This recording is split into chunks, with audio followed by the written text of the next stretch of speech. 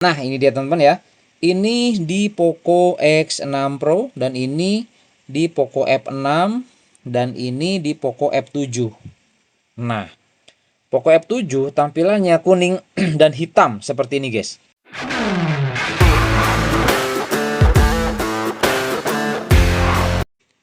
Kembali lagi bersama saya di channel Wahyu Zekta. Teman-teman, di video kali ini saya mau coba tes karena penasaran versi CN-nya belum saya coba tes di kedua smartphone ini seperti biasa Poco X6 Pro dan di Poco F6 ya.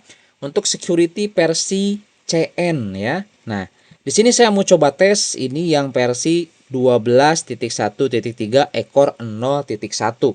Nanti kita lihat tampilan dari bila sisinya seperti apa ya. Kalau saya pribadi lebih suka yang versi CN, guys. Nggak tahu kenapa, lebih gaming gitu ya dibanding versi global sekarang atau versi HyperOS 3.0 itu dia tampilannya hitam.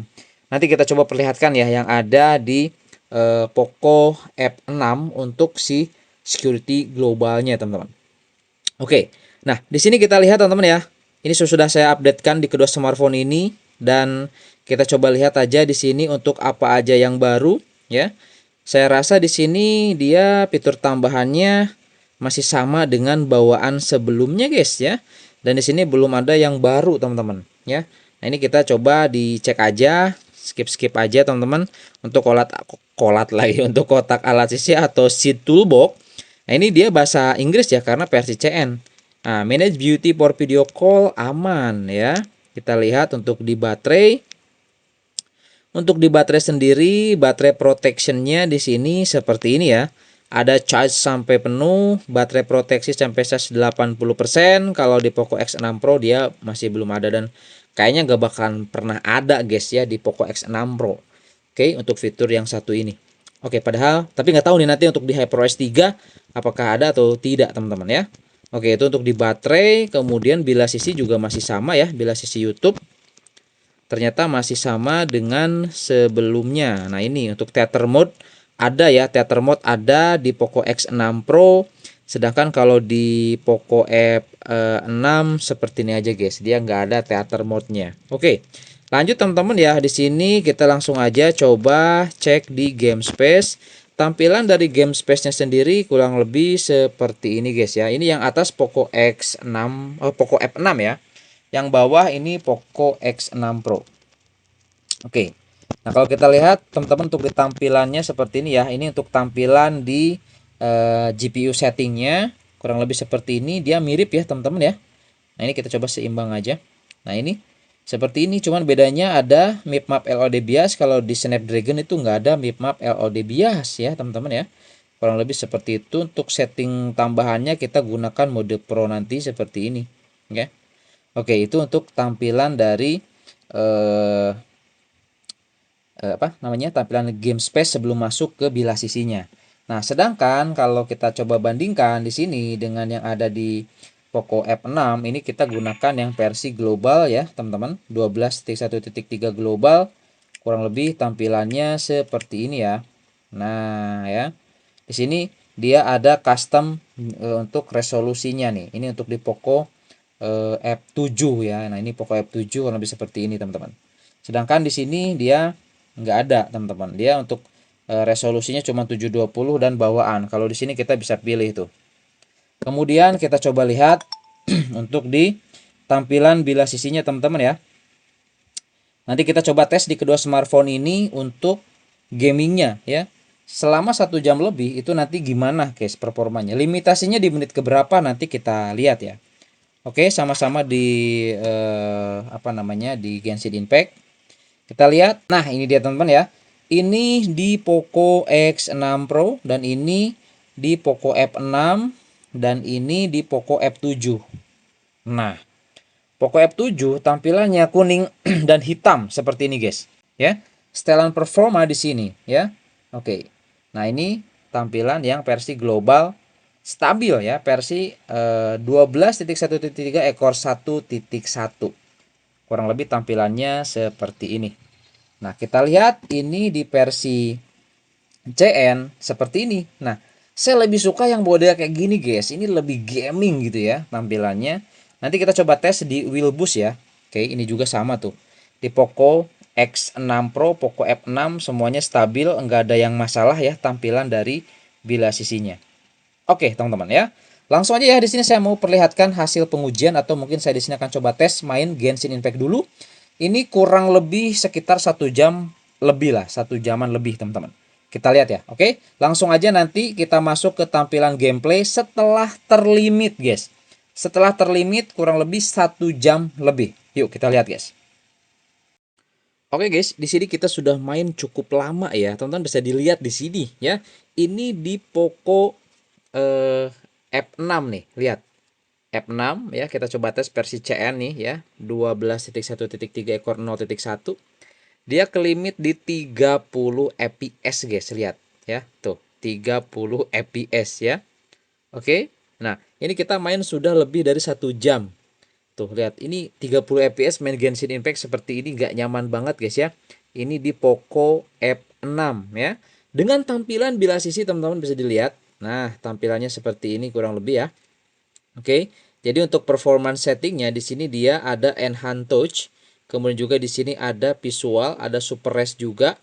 Kemudian network speed itu sudah otomatis aktif guys. Kalau yang lainnya kurang lebih seperti ini. Voice change aman ya. AI guide, clear memory semuanya aman, berfungsi dengan baik guys seperti ini ya. Jadi nggak ngebug.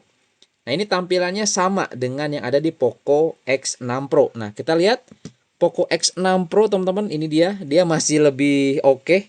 Dia kelimitnya dia bertahan di 45 fps dengan suhu 47,1 derajat Celcius ya kedeteksinya tuh. Kalau di Poco F6 dia 46,9 ya suhunya. Lebih adem.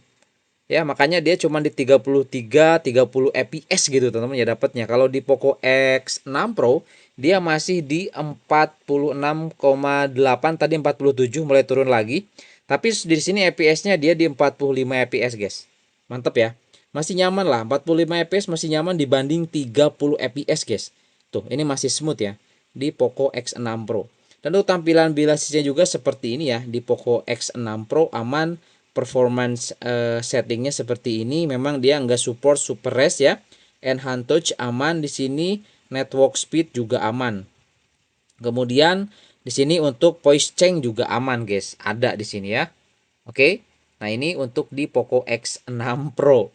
Nah mungkin teman-teman di sini udah penasaran nih gimana untuk hasil pengujian di aplikasi scan. Kita lihat ya, ini saya main lebih dari 1 jam, bahkan mungkin mau 2 jam ini saya coba tes teman-teman ya untuk di kedua smartphone ini guys. Seperti ya. Untuk tesnya saya cuma jalan-jalan aja sih, jalan-jalan aja sampai ini ke limit. Nanti kita lihat guys di hasil perekaman aplikasi scan seperti apa nih guys ya untuk performanya security kali ini versi CN di kedua smartphone ini. Yuk kita lihat guys.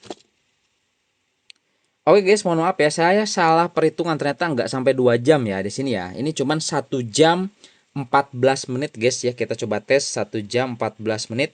Ini kita coba lihat di Poco X6 Pro. Teman-teman bisa dilihat di sini ya. Dia mulai ke limit di menit ke-30 guys, lihat ya. Dia masih bisa mempertahankan 60 fps selama setengah jam. Oke, 30 menit tuh, 29 menit baru dia ke limit ke 45 fps. Dengan suhu tertinggi di 47,1 derajat Celcius, rata-rata fps-nya selama 1 jam 14 menit di sini dapat di 50,8 fps guys. Itu untuk rata-ratanya, average-nya ya. Oke, dan kestabilannya 79,4. Nah, teman-teman nanti bisa coba bandingkan aja dengan versi global sebelumnya ya. Oke, nanti kita bandingkan dengan versi global sebelumnya. Sekarang kita coba lihat dulu di sini di Poco F6. Sama ternyata guys. Suhunya di 47,1, cuman di sini rata-rata fps-nya di Poco F6 cuman 41,8. Kestabilannya, smoothness-nya di 29,7% guys ya. Dan grafiknya teman-teman bisa dilihat ini di Poco F6 seperti ini ya. Bahkan lebih konsisten, lebih oke itu performanya di Poco X6 Pro. Aneh ini guys ya, padahal Poco F6 tuh ya kastanya lebih tinggi daripada Poco X6 Pro gitu guys ya. Untuk masalah performance ternyata lebih stabil di Poco X6 Pro. Bisa dicoba ya teman-teman ya di Poco X7 Pro ataupun di yang di bawahnya. Bisa dicoba teman-teman. Atau di device lain juga bisa dicoba bandingkan ya. Ini antara Snapdragon dan MediaTek ya. Ini kan Poco F6 Snapdragon ya. Untuk MediaTek itu di Poco X6 Pro. Nah, kurang lebih seperti ini guys untuk performanya ya di kedua smartphone ini. Kita coba bandingkan dengan hasil pengujian sebelumnya ya. Hasil pengujian sebelumnya ini kita coba tes teman-teman ya selama 53 menit. Nah, ini kita coba di yang versi global stabil ya, 12.1.3 ekor 1.1 tuh. Malah jauh lebih bagus yang versi CN guys. Nah, ini yang versi global dia ke limitnya di menit ke-20 ya. Tadi itu di menit ke-30 di versi CN. Nah, sedangkan di Poco F6 kurang lebih seperti ini ya. Rata-ratanya dapat di 42,7. Nah, tapi versi global ini lebih oke nih dibanding yang versi CN di Poco F6, guys. Nah, ini bisa jadi salah satu acuan ya, rekomendasi buat Snapdragon nih. Sebaiknya pakai yang ekor 1.1 atau global stabil, teman-teman. Seperti itu ya. Nah, ini untuk hasil pengujiannya kurang lebih seperti ini guys. Oke, jadi teman-teman nanti bisa dicoba aja untuk MediaTek versi CN untuk Snapdragon versi global ya. Nanti saya sertakan di deskripsi untuk file aplikasi security yang jelas ini developer punya teman-teman ya. Oke, itu aja. Semoga ini bisa menjadi informasi dan referensi buat teman-teman dan sampai ketemu lagi di video saya selanjutnya. Aduh, ini di kedua smartphone ini belum dapat nih guys. Belum nyampe nih untuk HyperOS 3-nya. Saya udah penasaran guys di Poco X6 Pro dan di Poco F6-nya.